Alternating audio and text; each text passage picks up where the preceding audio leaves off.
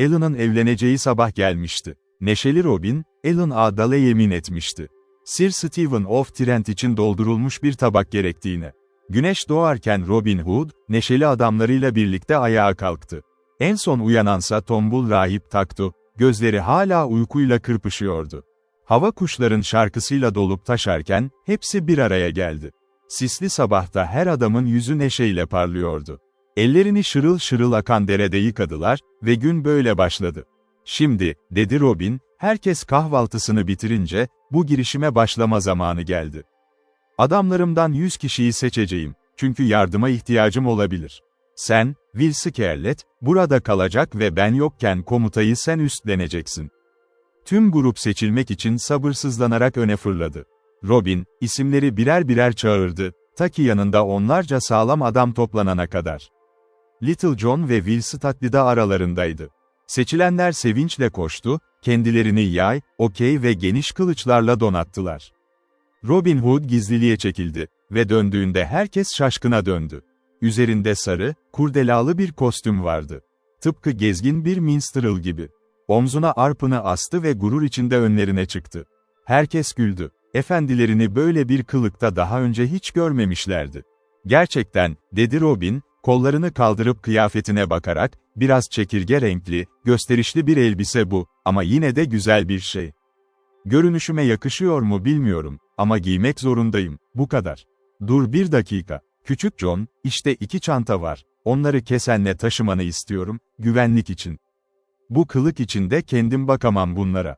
Efendim, dedi küçük John, çantaları eline alıp tartarak, burada altın var. Öyle ya, dedi Robin, bu benim param ve bant içinde fena sayılmaz. Haydi, yola koyulun çocuklar, dedi ve çabucak döndü. Hazır olun hemen. Grup sıkı bir sırayla yola çıktı. Aralarında Alan Adale ve Rahip Tak da vardı ve ormanın gölgelerinden süzülerek ilerlediler. Uzun süre yürüdüler. Ta ki Sherwood'dan çıkıp Rudderstream Vadisi'ne ulaşana kadar. Burada manzara değişmişti. Çitler, geniş arpa tarlaları, yukarıya doğru yükselen otlak arazileri. Hepsi beyaz koyun sürüleriyle doluydu. Yeni biçilmiş samanın kokusu, hızlı uçan kırlangıçların üzerinden süzülerek geliyordu. Robin grubunu neşeyle yönetti, göğsü dışarıda, başı arkaya atılmış, samanlık tarlaların üzerinden esen hafif esintide. Gerçekten, dedi Robin, sevgili dünya burada da ormandaki kadar güzel. Kim buna gözyaşı vadisi der? Bence sadece karanlık zihinlerimiz dünyaya kasvet getirir. Ne söylüyorsun, küçük John? Öyle değil mi? Küçük John gülerek bir şarkı söyledi. Sevgilimin gözleri parlarken ve dudakları o nadir gülümsemeyle. Gün neşeli ve güzeldir, öyle güzel ki. İster yağmurlu olsun ister açık. Ve güçlü bira akarken o kadar hızlı. Dertlerimiz ve sıkıntılarımız geçmişin şeyleri olur. Hayır, dedi rahip Tak dindarca, siz mübarek şeyler ve başka bir şey değilsiniz. Ama gerçekten, dert ve sıkıntıya karşı bira içmekten daha iyi korumalar var. Oruç ve meditasyon mesela. Bak bana, hüzünlü bir adama mı benziyorum? Ve büyük bir kahkaha patlaması yükseldi her yerden. Çünkü tombul rahipin diğer tüm neşeli adamlardan 2 kat fazla bira içtiği herkesçe biliniyordu. Gerçekten, dedi Robin, gülerek, bunu söylemeliyim, bu dertlerin dermanına eşitti. Böylece yürümeye, konuşmaya, şarkı söylemeye ve gülmeye devam ettiler. Ta ki büyük mülklere ait küçük bir kiliseye gelinceye kadar, zengin Emmet Manastırı'na ait olan bu kilise. Alan'ın o güzel sabah evleneceği yer burasıydı ve Yeomenlerin parmakları buraya işaret ediyordu. Yolun diğer tarafında, kilisenin yanında arpa tarlaları dalgalanıyordu. Yol kenarında taş bir duvar uzanıyordu, üzerinde genç ağaçlar ve çalılıklar yetişmişti. Duvarın kendisi ise çiçek açmış bir yaban sarmaşığıyla kaplıydı, sıcak havayı tatlı yaz kokusuyla dolduruyordu. Yeomenler hemen duvarın üzerinden atladı. Diğer taraftaki uzun, yumuşak çimenlere inerek gölgede dinlenmekte olan koyunların sürüsünü dağıttılar. Burada hem duvarın arkasına hem de güzel genç ağaçların ve çalıların arasına saklanan yeomenler, rahatça oturdu ve uzun yürüyüşten sonra dinlenmeye çekildiler. Şimdi, dedi Robin, biriniz gözcülük yapsın ve kiliseye kim geldiğini bana bildirsin. Doncaster'lı genç David bunu yapacak. Duvar açık David ve yaban sarmaşığının arasında gizlen, nöbet tut. Genç David emredileni yaptı. Diğerleri ise çimlere uzandı. Kimi konuştu, kimi uyudu. Sessizlik çöktü yavaş yavaş. Yalnızca alçak sesler ve Alan'ın huzursuz adımları duyuluyordu. Çünkü ruhu o kadar karışıktı ki duramıyordu. Bir de rahip Tak'un hafif horlaması, sanki yumuşak odunu yavaşça kesen bir testere sesi gibiydi. Robin sırt üstü uzandı ve ağaçların yapraklarına baktı. Düşünceleri dağıldı ve uzun bir zaman geçti. Sonunda Robin doğruldu. "Söyle bakalım, Doncaster'lı genç David, ne görüyorsun?" David cevap verdi, "Beyaz bulutların süzüldüğünü görüyorum, rüzgarı hissediyorum ve 3 siyah karga Wood'un üzerinde uçuyor. Başka hiçbir şey yok, iyi efendim." Yine sessizlik çöktü. Bir zaman daha geçti. Robin sabırsızlandı ve tekrar seslendi. "Şimdi söyle bana, genç David, ne görüyorsun?" David cevap verdi, "Yel değirmenlerini dönüyor görüyorum ve 3 uzun kavak ağacı gökyüzünde sallanıyor. Bir sürü tarla kuşu uçuyor tepenin üzerinde.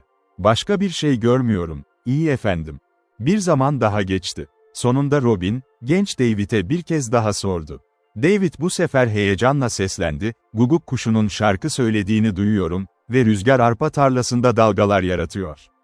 Şimdi, tepenin üzerinden kiliseye doğru yaşlı bir rahip geliyor. Elinde büyük bir anahtar demeti var. Ve işte, şimdi kilise kapısına ulaşıyor." Robin Hood hemen ayağa kalktı ve rahip Tak'un omzunu sarstı. "Hadi, uyan kutsal adam," diye bağırdı. Tak homurdanarak kalktı. "Evlen, kendine çeki düzen ver," dedi Robin. "Orada, kilise kapısında senin giysili biri var, git onunla konuş ve kiliseye gir, ihtiyaç duyulduğunda hazır olmak için. Bu sırada küçük John, Will Studley ve ben hemen arkandan geleceğiz." Rahip Tak duvarı tırmandı, yolu geçti ve kiliseye yaklaştı. Yaşlı rahip hala büyük anahtarla uğraşıyordu. Kilit biraz paslıydı, biraz yaşlı ve inatçıydı. "Hiloa, kardeşim," dedi Tak neşeyle, "sana yardım edeyim." Öyle de yaptı, diğerinin elinden anahtarı alıp kapıyı çabucak açtı. "Sen kimsin, iyi kardeşim?" diye sordu yaşlı rahip, yüksek ve titrek bir sesle. "Nereden geliyorsun, nereye gidiyorsun?" Ve tombul rahip Tak'a güneşe bakan bir baykuş gibi gözlerini kırpıştırarak baktı. "Sorularını şöyle yanıtlayayım, kardeşim," dedi Tak. "Adım Tak ve daha ileri gitmiyorum. Eğer izin verirsen düğün süresince burada kalmak istiyorum. Fountain Dale'den geliyorum ve gerçekte zavallı bir münzeviyim. Aziz Eterada tarafından kutsanmış çeşmenin yanındaki hücrede yaşarım. Ama bugün burada neşeli bir düğün olacağını duydum ve bu güzel manzarayı serin gölgede izlemek istedim." "Gerçekten, hoş geldin kardeşim," dedi yaşlı adam, onu içeri davet ederek. Bu sırada Robin Hood, Harper kılığında, küçük John ve Will Studley ile birlikte kiliseye gelmişti. Robin kapının yanında bir bankın üzerine oturdu, dışarıyı izliyordu. Küçük John ise 2 altın torbasını taşıyarak içeri girdi, Will Studley de peşinden. Robin kapının yanında bekledi, yolun yukarısına ve aşağısına bakarak kimin gelebileceğini gözlüyordu. Derken, uzaktan 6 süvari göründü. Yavaş ve ağır ilerliyorlardı. Yaklaştıklarında Robin onları gördü ve tanıdı. İlki Hereford piskoposuydu. Muhteşem bir görünümü vardı. Kıyafetleri en zengin ipekten yapılmıştı. Boynunda dövülmüş altından güzel bir zincir asılıydı. Siyah kadife şapkası tonsurunu gizliyor, kenarlardaki mücevherler güneş ışığında pırıldıyordu, her taş altınla kaplanmıştı. Hortumu alev renkli ipekten, siyah kadife ayakkabılarının uzun sivri parmakları dizlerine bağlıydı ve ayaklarına altın iplikle haç işlenmiş. Piskoposun yanında, Emmet Prioru parlak bir at üzerinde biniyordu. Onun kıyafetleri de zengindi ama tombul piskoposunkiyle kıyaslanamaz. Arkalarında Emmed'in 2 üst kardeşi geliyordu. Onların arkasında ise piskoposa ait 2 hizmetkar. Zira Hereford Lord Piskoposu, büyük baronlar gibi bir kudreti olan kutsal bir kişiydi. Robin bu görkemli alayın yaklaştığını görünce, mücevherlerin ve ipeğin parıltısına, gümüş çanların sesine daldı. Kendi kendine homurdandı. "O piskopos kutsal bir adam için fazla gösterişli. Merak ediyorum. Aziz Thomas'ın hamisi boynuna altın zincirler takıp vücuduna ipekler sararak ne düşünüyor? Ayaklarında sivri ayakkabılar. Tanrım, tüm bu paranın kaynağı yoksul kiracıların teriydi. Piskopos, gururun seni götürür." Kutsal adamlar kiliseye geldi. Piskopos ve Prior kendi aralarında şakalaşıyor, gülüşüyorlardı, bence sıradan insanların bile ağzına yakışmayan sözlerle. Atlarından indi ve Piskopos etrafına bakınırken kapıda Robin'i gördü. "Hiloa, iyi adam," dedi neşeli bir sesle, "sen kimsin, böyle eşcinsel tüylerle dolaşan?" "Kuzey ülkesinden bir armacıyım," dedi Robin, "ve teller konusunda, neşeli İngiltere'de benden daha iyi çalan yoktur diye düşünüyorum." Gerçekten, iyi Lord Piskopos, pek çok şövalye, burjuva, katip ve sıradan adam, isteseler de istemeseler de müziğime karşı dans etmiştir. Böyle bir arp büyüsü bu. Şimdi, Lord Piskopos, eğer izin verirseniz bu düğünde çalacağım. Söz veriyorum ki güzel gelin kocasını o kadar çok sevecek ki, bu aşk ömürlerinin sonuna kadar sürecek. "Ha, öyle mi?" diye güldü Piskopos. "Bunu kolaylıkla mı söylüyorsun?" Ve Robin'e dikkatlice baktı. Robin ise gözlerini kaçırmadan karşılık verdi. "Şimdi, eğer bu kızı, Sir Stephen'ın büyülediği o zavallı kızımı, söylediğin gibi kocasını sevdirebilirsen, ne istersen vereceğim." "Hadi, bir örnek ver bize, dostum." "Hayır," dedi Robin, "müziğim seçim yapmaz, bir Lord Piskopos emretse bile. Ama gelin ve damat kiliseye girene kadar çalmayacağım." "Ne cüretkar adamsın sen," diye çıkıştı Piskopos, kaşlarını çatarak. "Yine de, sana katlanmak zorundayım. Bak, Prior, işte kuzenim Sir Stephen ve sevgilisi geliyor." Ve şimdi, otoyolun kıvrımından, başkaları görünüyordu atlarıyla.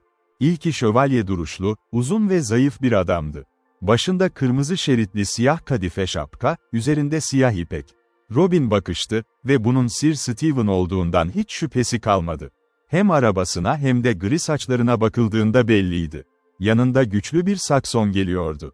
Ellen'ın babası, Direwolf'lu Edward. O ikisinin arkasında iki at tarafından çekilen küçük bir araba. Ve içinde Robin'in Ellen olduğunu bildiği bir kız.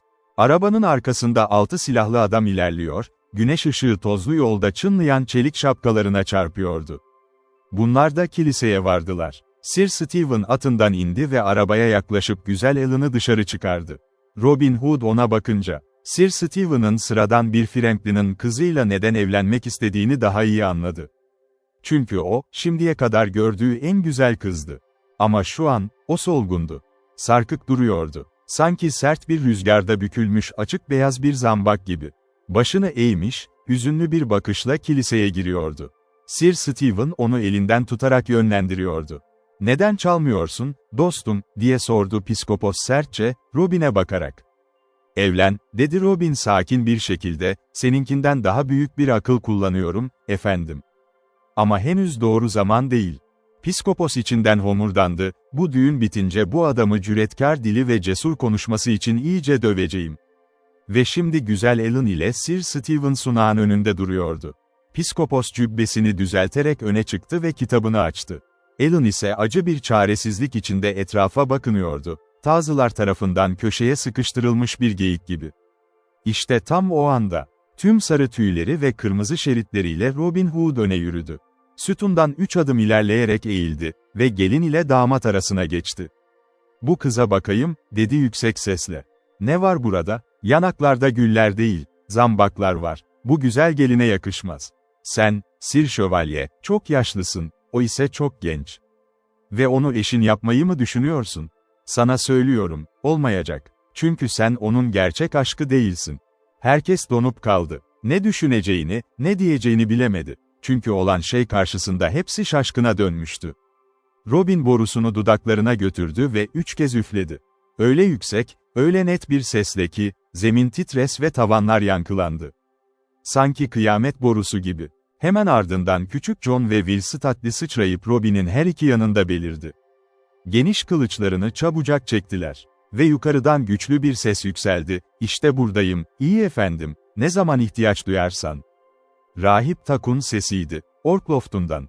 Her şey karmaşaya döndü. Sert Edward öfkeyle öne fırladı ve kızını yakalamak istedi.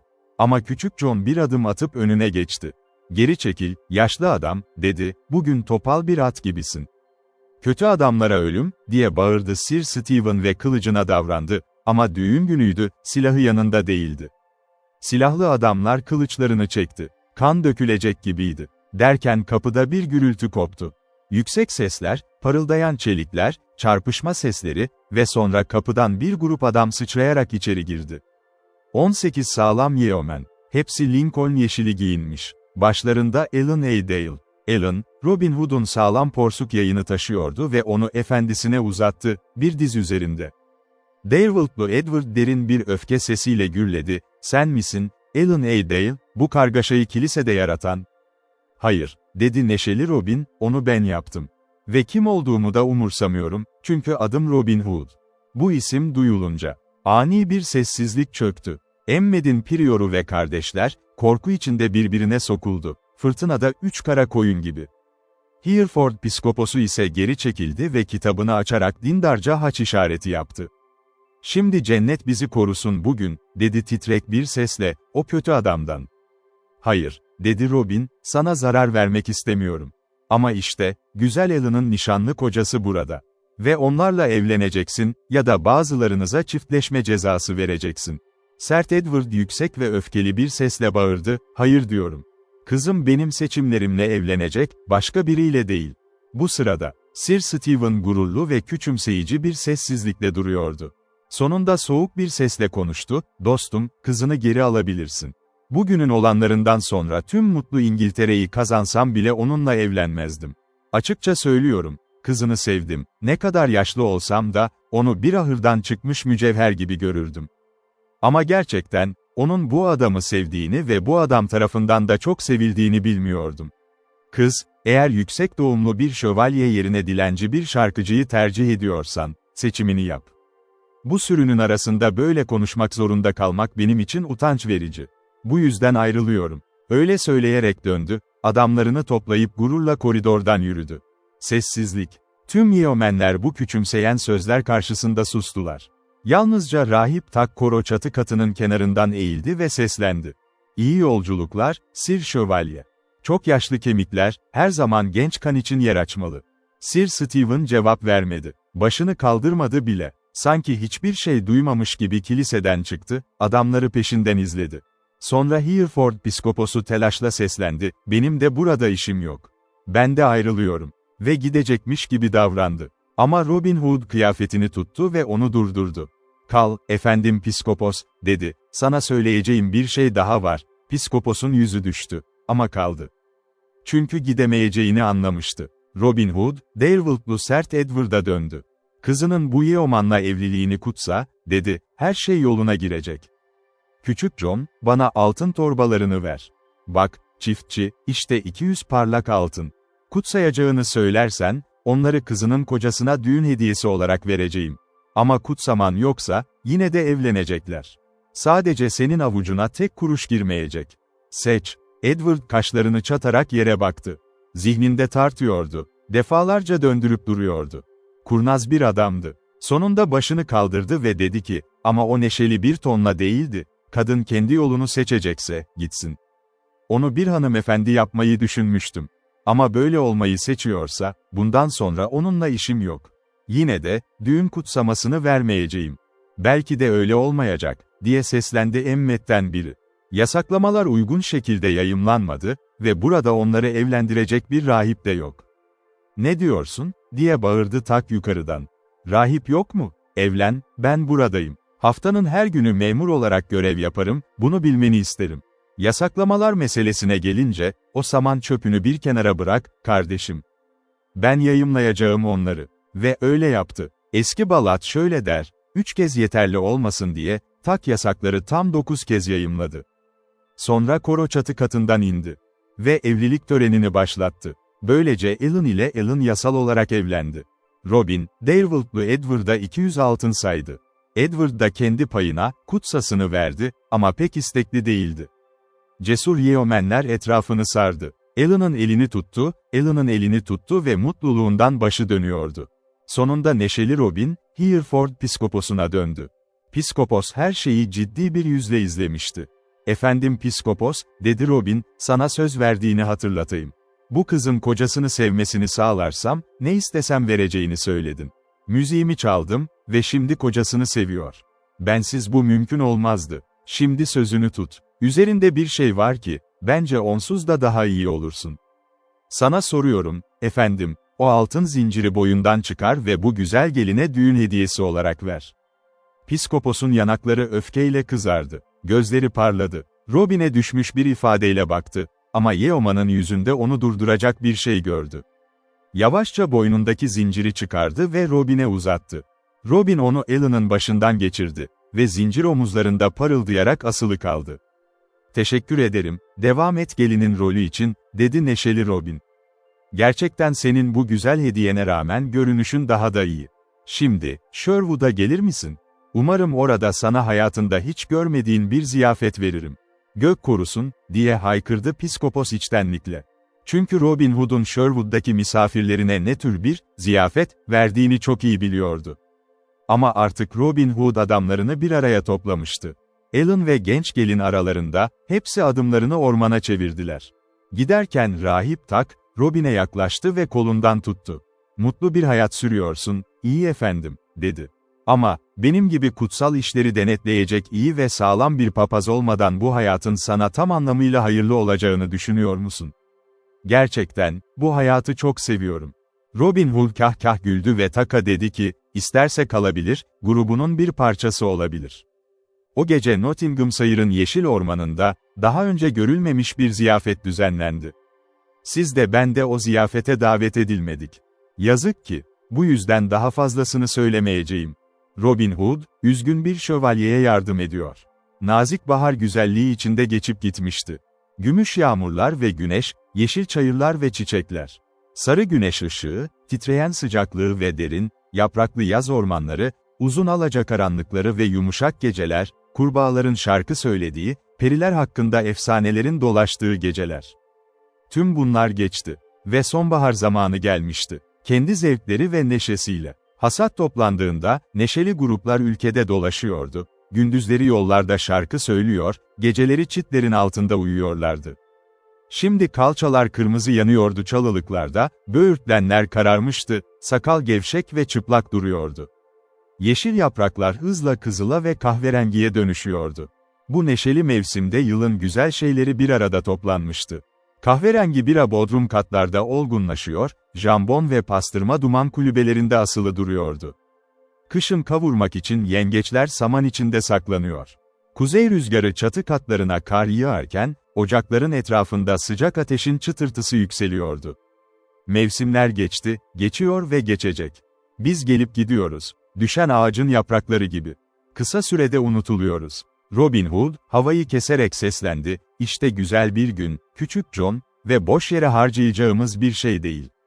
Adamlarından istediklerini seç. Sen doğuya git, ben batıya gideyim ve bugün her birimiz yeşil ormanda yemek yemek için güzel bir misafir getirelim." "Evlen," diye bağırdı küçük John, avuçlarını sevinçle birbirine vurarak. "Bıçağa ağırlık gibi tam bana göre bir teklif. Ya bugün bir misafir getiririm, ya da kendim geri dönmem." Her biri gruptan istediği adamı seçti ve orman içinden farklı yollara dağıldılar. "Şimdi, sen ve ben aynı anda iki yoldan gidemeyiz. Bu yüzden küçük John'u kendi yoluna bırakalım ve eteklerimizi toplayıp Robin Hood'un peşinden yürüyelim." İyi bir arkadaş topluluğuydu bu. Will Scarlett, Alan A. Dale, Will Skedlock, Mitch, değirmencinin oğlu ve daha pek çokları. Rahip Tak eve dönmek için hazırlanmıştı ama sonunda o da geldi. Diğerleri ya Robin Hood ya da küçük John ile birlikte gitmişti. Yollarına devam ettiler. Kulübe ve vadilerden geçtiler, açık arazileri kat ettiler, tekrar ormanlara daldılar. Güzel Mansfield kasabasının yanından geçerek, kulelerini ve surlarını güneşte gülümserken geride bıraktılar. Otoyollardan, köylerden geçtiler. Kapı eşiklerinden gizlice bakan iyi ev hanımları ve neşeli kızlar, genç yeomenleri seyretti. Ta ki Derbyshire'daki Alverton'un ötesine gelinceye kadar. Öğle vakti gelmişti. Ama misafir bulunamıyordu. Sonunda iki yolun kesiştiği bir tapınak gördüler. Robin durmaları için işaret etti. Her iki yanda yüksek çitler vardı. Arkası ise gizlenmek için biçilmiş gibiydi. Yolları buradan rahatça izleyebilirlerdi. "Buyurun," dedi neşeli Robin, "bence iyi bir konaklama yeri. Bizim gibi barışçıl insanlar burada yemek yiyebilir. Dinlenelim ve şansın bize ne getireceğini görelim." Çitten geçip bir çitin arkasına geldiler. Güneş ışığı parlak ve sıcaktı, çimenler ise yumuşak. Hepsi oturdu ve her adam yanında taşıdığı keseden yiyeceklerini çıkardı. Açlık, Mart rüzgarı kadar keskin ve yemek bir güzel yendi. Önlerindeki otoyol dik bir tepeye tırmanıyor, ardından tepenin üzerinden eğilerek kayboluyordu. Rüzgarlı tepede bir köyün saçakları görünüyordu ve orada, bir yel değirmeninin kanatları yavaşça dönüyordu. Açık mavi gökyüzünde hafif rüzgar onları gıcırdatıyordu. Yeomenler yatıp öğle yemeklerini bitirdiler. Ama zaman kayıyordu. Kimse gelmiyordu. Sonunda uzaktan biri belirdi. Yavaşça tepenin üzerinden iniyordu. Taş yoldan Robin'in ve adamlarının saklandığı yere doğru geliyordu. İyi bir tombul şövalyeydi. Ama yüzü hüzünlüydü, saçları da öyle. Kıyafetleri sade ve zengindi. Ama boynunda altın zincir yoktu. Bileğinde hiçbir mücevherde. Yine de kimse onu gururlu ve asil kandan başkası sanmazdı. Başı göğsüne eğilmişti. Elleri iki yandan gevşek sarkıyordu. Ve böylece yavaşça biniyordu, hüzünlü düşüncelere gömülmüş gibi. İyi atı bile dizginleri gevşetmiş, boynu eğik yürüyordu, sanki efendisinin kederini paylaşıyor gibiydi. Robin Hood şöyle dedi, gerçekten acınası bir manzara, bu sabah yorganını ters giymiş gibi görünüyor. Yine de çıkıp onunla konuşacağım. Çünkü burada aç biri için biraz yiyecek olabilir. Kıyafeti zengin, ama kendisi çok üzgün. Sizi bekletin, bu konuyu araştırıyorum. Ayağa kalktı ve yola çıktı. Tapınağın önünde durdu ve kederli şövalyeyi bekledi. Şövalye yaklaştığında Robin öne çıktı ve dizginlere elini koydu. "Durun, Sir Şövalye," dedi. "Biraz geciktiriyorum sizi, çünkü birkaç kelime söylemek istiyorum. Dostum, en asil majestelerin otoyolunda bir yolcuyu böyle durduran sen kimsin?" dedi şövalye. "Evlen," diye güldü Robin, "bu cevaplanması zor bir soru. Bir adam bana nazik der, başkası zalim. Biri iyi ve dürüst adam der, bir diğeri iğrenç hırsız. Gerçekten, dünyada bir adamın lekelerini görecek kadar çok göz var. Peki sen, hangi gözlerle bana bakıyorsun?" "Adım Robin Hood." "Gerçekten, iyi Robin," dedi şövalye, ağzının köşelerinde hafif bir gülümsemeyle, "tuhaf bir kibarın var. Seni mümkün olduğunca elverişsiz bir gözle görmeyi beklerim. Ama aksini duydum. Senden çok iyi ve az kötü şey duymuşumdur. Benden ne istiyorsun?" "Yemin ederim, Sir Şövalye," dedi Robin, "iyi Gaffer Swantold'un bilgeliğini öğrenmişsin. O şöyle der, güzel sözler kolay söylenir ve bir darbeden daha iyi niyet getirir. Şimdi sana bu sözün doğruluğunu göstereceğim. Eğer bugün benimle Sherwood ormanına gelirsen, hayatının en neşeli ziyafetini vereceğim sana." "Gerçekten naziksin," dedi şövalye, "ama sanırım bende yalnızca kötü bir misafir bulacaksın. Hüzünlü ve perişan. En iyisi beni huzurumla baş başa bırak." "Hayır," dedi Robin, "kendi yoluna gidebilirsin. Ama şunu söyleyeyim. Ormanımızın derinliklerinde büyük bir hanımız var. Ama yollardan ve kervan güzergahlarından öyle uzakta ki, misafirler nadiren gelir. Bu yüzden ben ve arkadaşlarım çıkıp onları arıyoruz. Ve şunu da söyleyeyim, misafirlerimizin hesap vermesine güvendiğimizi. Demek istediğini anlıyorum, dostum," dedi şövalye ciddi bir sesle, "ama ben senin adamın değilim. Yanımda param yok." "Gerçekten mi?" dedi Robin, şövalyeye dikkatle bakarak. "Buna inanmak zor, ama sana güvenirim. Ama Sir Şövalye, sizin tarikatınızdan bazı insanlar var ki söz verdiklerinde başkaları inanmıyor. Bu meselede kendi başıma araştırırsam kötü bir şey düşünmezsin, değil mi?" Sonra hala atı dizgininden tutarken parmaklarını dudaklarına götürdü ve tiz bir düdük çaldı. Ve 420 yeomen sıçrayıp koştu. "Bunlar," dedi Robin onlara gururla bakarak, "neşeli adamlarımdan bazıları. Sevinç ve keder, kazanç ve kayıp, her şeyi benimle paylaşıyorlar. Sir Şövalye, bana ne kadar paran olduğunu söyle." Bir süre şövalye sessiz kaldı. Yavaşça yanakları kırmızıya boyandı. Sonunda Robin'in gözlerinin içine baktı ve dedi ki, "Neden utanmam gerektiğini bilmiyorum. Çünkü bu utanılacak bir şey değil. Ama söylüyorum, iyi dostum. Cüzdanımda 10 şilin var. Ve bu, Sir Richard of the Lea'nın dünyada sahip olduğu her şey." Sessizlik. Sonunda Robin konuştu ve "Bana şövalye sözünle yemin ediyor musun, elinde olan tek şeyin bu olduğuna?" "Evet," dedi Sir Richard, "en ciddi sözümü veriyorum. Bir gerçek şövalye olarak. Dünyadaki tüm param bu kadar. İşte çantam. Söylediklerimin doğruluğunu kendiniz görebilirsiniz." Ve çantasını Robin'e uzattı. "Çantanı geri al, Sir Richard," dedi Robin. "Böyle nazik bir şövalyenin sözünden şüphe etmek bana yakışmaz. Ama şu hüzünle yürüyen hali, benim için dayanılmaz. Gel, Sir Richard, kalbini biraz neşelendir. Yeşil ormana gel bizimle. Belki sana yardım edebilirim." Çünkü iyi Atelstane'nin nasıl kurtarıldığını bilirsin, küçük kör bir köstebek kralın tökezlediği hendeyi kazdı. Gerçekten, dostum, dedi Sir Richard, iyilik yapmak istediğini anlıyorum. Kendi tarzında. Yine de sorunlarım öyle ki, onları iyileştirebileceğini sanmıyorum. Ama bugün, seninle Sherwood'a gideceğim. Atının başını çevirdi ve yola koyuldular. Robin şövalyenin bir yanında yürüdü, Will Scarlet diğer yanında, grubun geri kalanı arkalarından. Bir süre yürüdükten sonra Robin Hood konuştu. Sir Şövalye, seni boş sorularla rahatsız etmek istemem. Ama, kalbinde bana dertlerini anlatmaya yer var mı? Gerçekten, Robin, dedi şövalye, bunu yapmamam için bir sebep göremiyorum. Şöyle, kalem ve topraklarım, borçlu olduğum bir borç için rehin tutuluyor. 3 gün sonra para ödenmelidir. Aksi takdirde tüm mülk sonsuza dek kaybolacak. Emmet Manastırı'nın eline geçecek. Ve onlar yutunca, bir daha geri vermezler.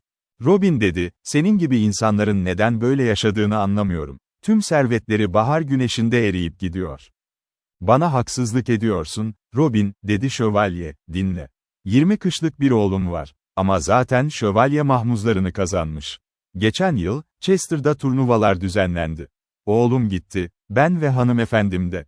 Gurur verici bir zamandı. Yaslandığı her şövalyeyi attan indirdi. Sonunda Büyük Sir Walter of Lancaster ile karşılaştı. Oğlum genç ama koltuğunu korudu. Her iki mızrak da gücünden titredi. Ama oğlumun mızrağı Sir Walter'ın vizörünü deldi ve beyin kanamasıyla oracıkta öldü. Robin, Sir Walter'ın sarayda çok güçlü dostları vardı. Akrabaları harekete geçti. Oğlumu serbest bırakmak için 600 pound altın fidye ödemek zorunda kaldım. Her şey yoluna girebilirdi. Ama yasaların ince ayrıntıları ve çarpık yapısıyla bir şekilde köşeye sıkıştırıldım. Topraklarımı Emmet Manastırı'na rehin vermek zorunda kaldım. Zor bir pazarlıkla. Ama şunu bilmeni istiyorum. Topraklarım için en çok yas tuttuğum şey sevgili hanımefendim. Ama oğlun şimdi nerede, diye sordu Robin, her şeyi dikkatle dinleyerek. Filistin'de, dedi Sir Richard. Cesur bir Hristiyan asker gibi savaşıyor. Haç ve kutsal mezar için. Gerçekten. Sir Walter'ın ölümü ve Lancaster'ayan akrabalarının nefreti yüzünden İngiltere tehlikeli bir yer olmuştu onun için. Gerçekten, dedi Robin, derinden etkilenerek, zor bir durum bu. Peki, Emmet'e ne kadar borcun var mülkün için? Sadece 400 pound, dedi Sir Richard. Bunun üzerine Robin öfkeyle uyluğuna vurdu. Ah, kan emiciler, diye bağırdı. 400 pound için soylu bir mülk elden çıkacak. Peki, topraklarını kaybedersen ne olur, Sir Richard? Kendi payım beni o kadar üzmüyor, dedi şövalye, ama sevgili hanımefendim. Topraklarımı kaybedersem o da bir akrabasına sığınmak zorunda kalacak. Hayırseverliğe muhtaç düşecek. Bu ise onun gururlu kalbini kırardı. Ben ise, denize açılır, Filistin'e gider, oğlumla kutsal mezar için savaşırdım. Sonra Will Scarlet seslendi, sana yardım edecek bir dostun yok mu, bu acil ihtiyacında. Tek bir erkek bile, dedi Sir Richard. Evde zenginken ve arkadaşlar çevremdeyken, beni sevdiklerini büyük büyük övündüler. Ama meşe düşünce, domuzlar palamutu bırakıp kaçar. Ben düştüm aşağıya. Ve arkadaşlarım beni bıraktı. Çünkü sadece yoksul değilim, büyük düşmanlarım da var. Robin şöyle dedi, arkadaşın olmadığını söylüyorsun, Sir Richard.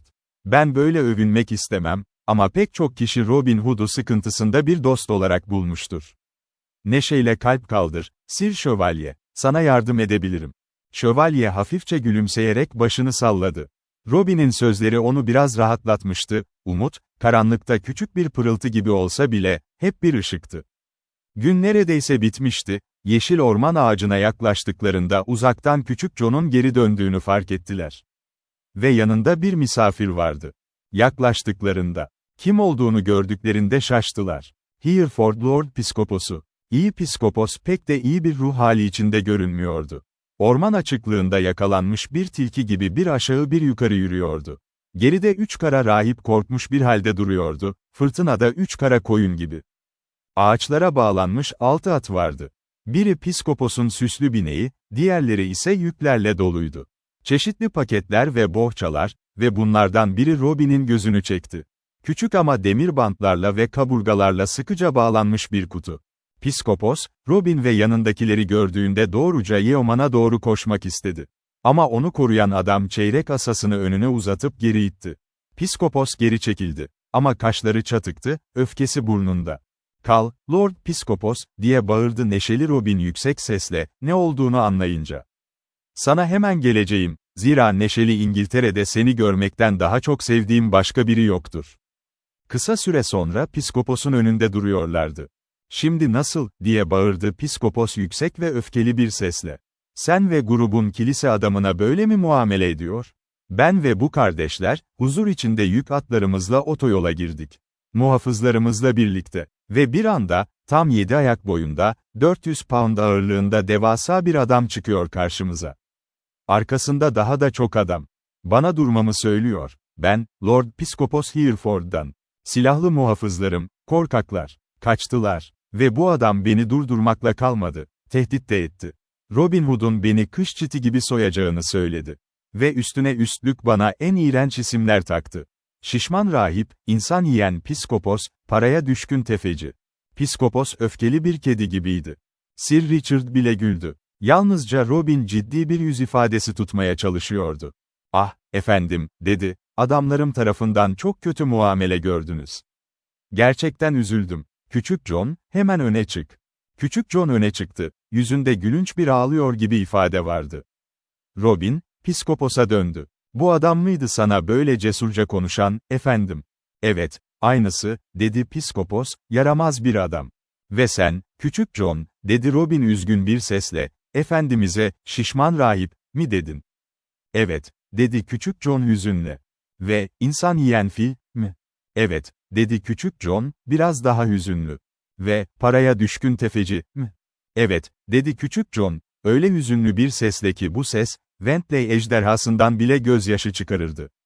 "Ne yazık ki," dedi neşeli Robin Piskopos'a, "bu şeyler öyle olmalı.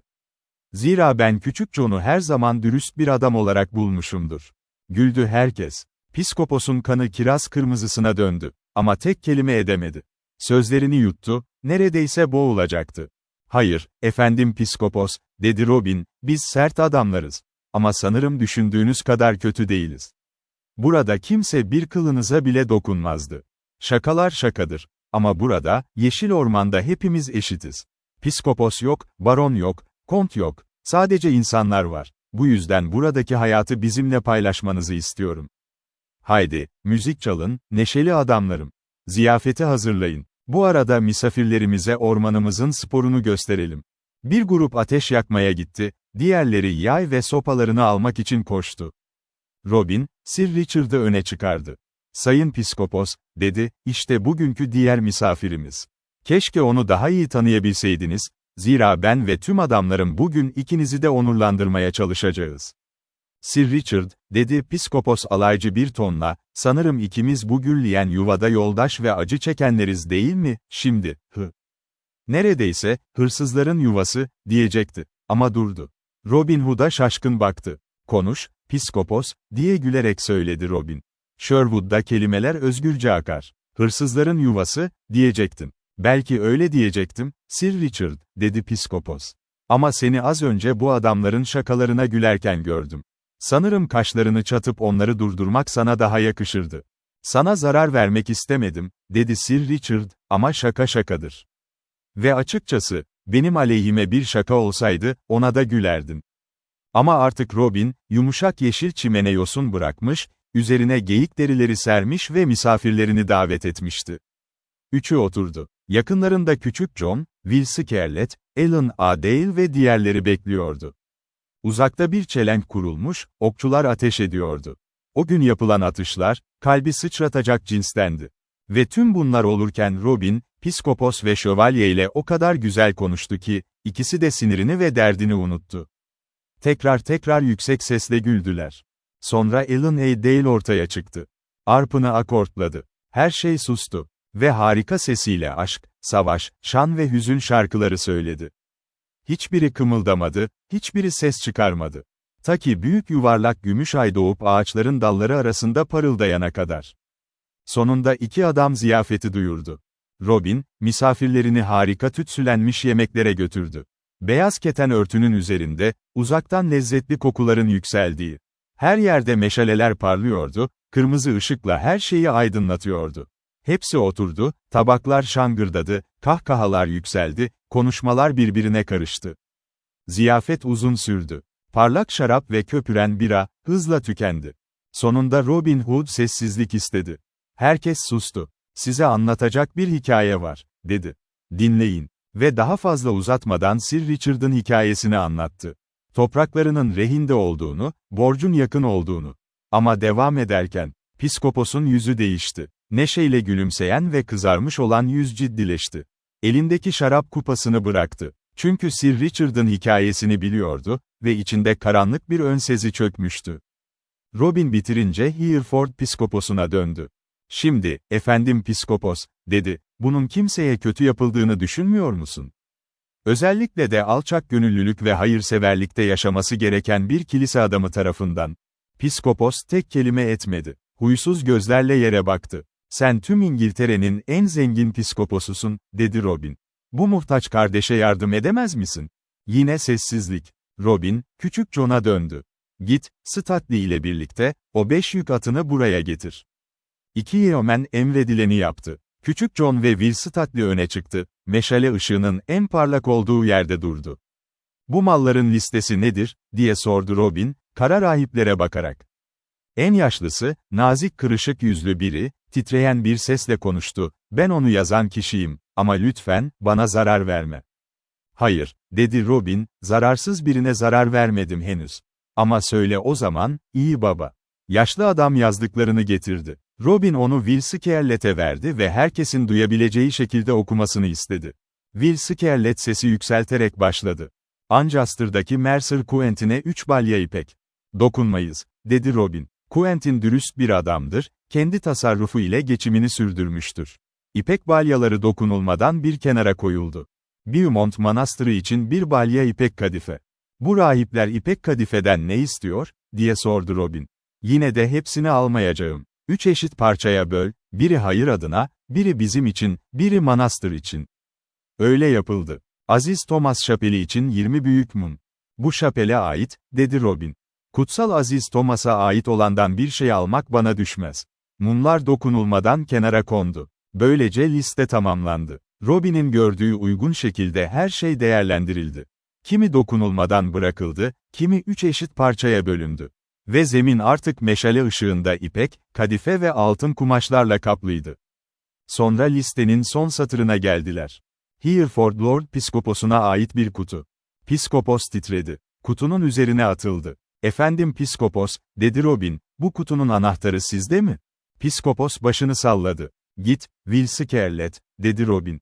Buradaki en güçlü adamsın. Büyük bir kılıç getir ve bu kutuyu aç.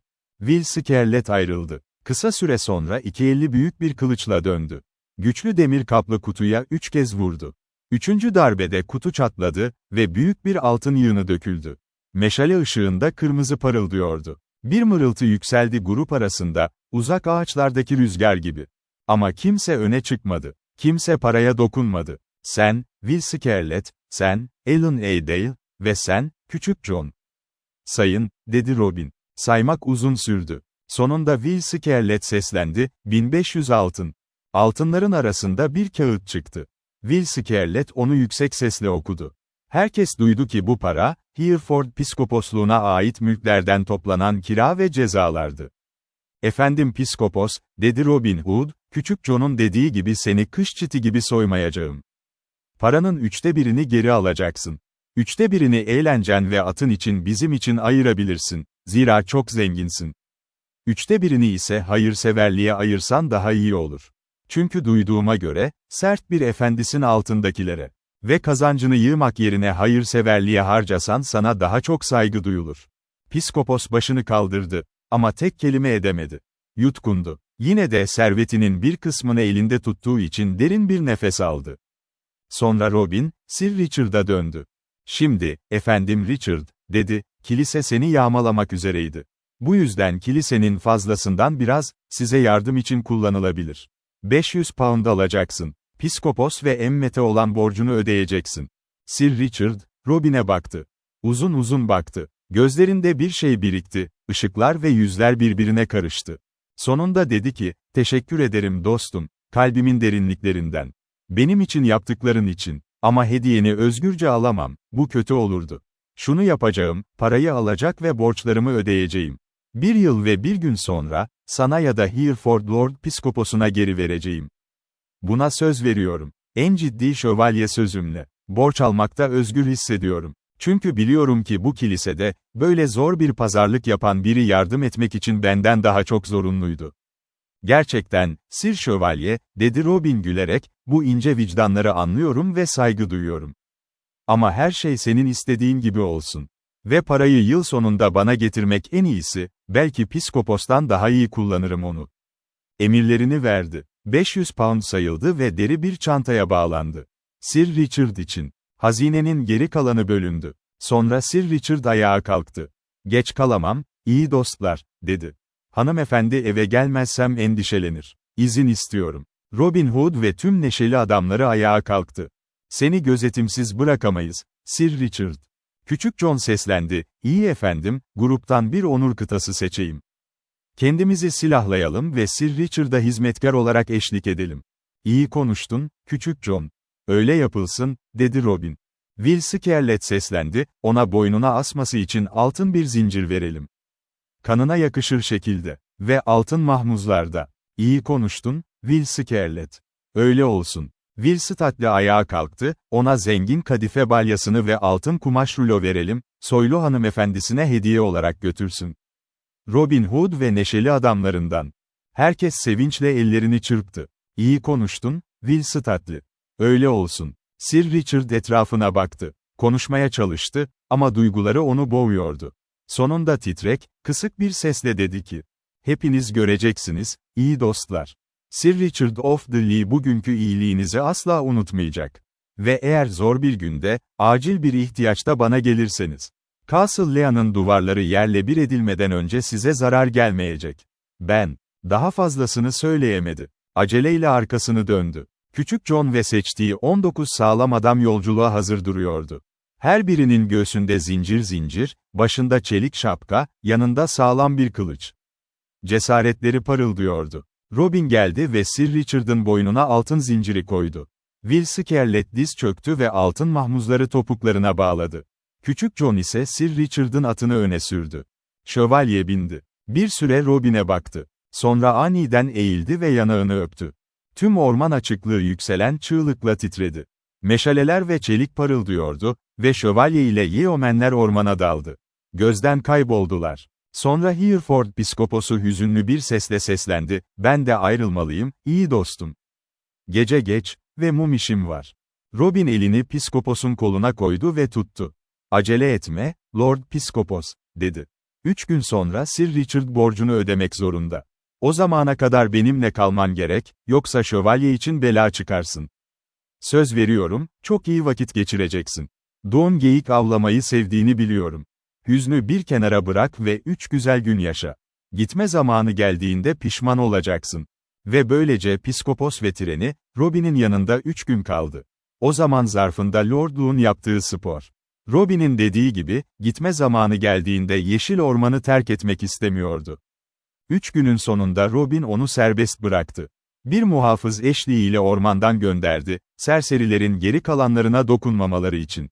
Ama Piskopos uzaklaşırken, içinden yemin etti. Bir gün Robin Hood'u Sherwood'da durdurduğu günü pişman edeceğine.